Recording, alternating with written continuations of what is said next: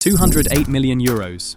This crazy amount that could match the budget of some countries is the salary of Cristiano Ronaldo only. And we're not even talking about players like Messi, Haaland, Mo Salah and Mbappe, who also earn unbelievable salaries.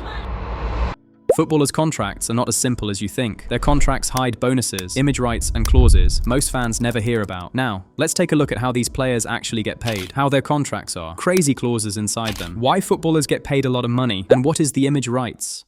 The truth is, most people think that players get paid in a very straightforward way. They simply get a contract, a weekly wage, and they're done. The reality is much more complicated. There are several layers of payments that most people never know about. First of all, let's look at basic wages. The footballers do not get paid per match. Instead, they have a fixed wage, usually paid either weekly or monthly. Whenever you hear £200,000 a week, it's important to know that this number is always before tax. In most European countries, top players can lose between 40 and 50% of that money to taxes. For example, let's take a look for a leaked paycheck of Carlos Tevez while he's playing in Manchester City. Look at the total paid and the net pay. This is a huge difference. That's what is called taxes. However, salaries are not the only consideration. This is where bonuses make all the difference in how footballers get paid. Contracts usually entail bonuses related to performance, such as goals, assists, clean sheets, victories, trophies, or Champions League qualification. This means a good season can greatly raise the player's actual income.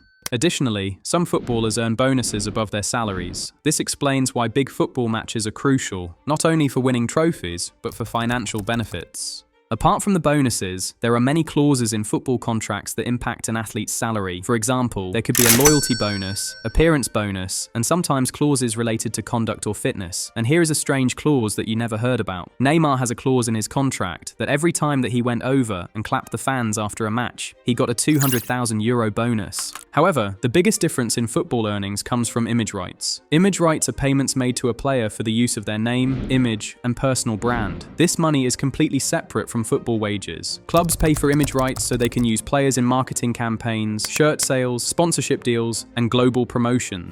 For star players, image rights can be worth millions every year, which explains why superstars earn significantly more than their teammates, even when their wages appear similar on paper. Footballers are paid high wages because they operate in a huge global business. First, football generates billions through TV rights, sponsorships, ticket sales, and merchandise. Second, elite footballers are extremely rare. Out of millions of players, only a small number can perform at the top level every week.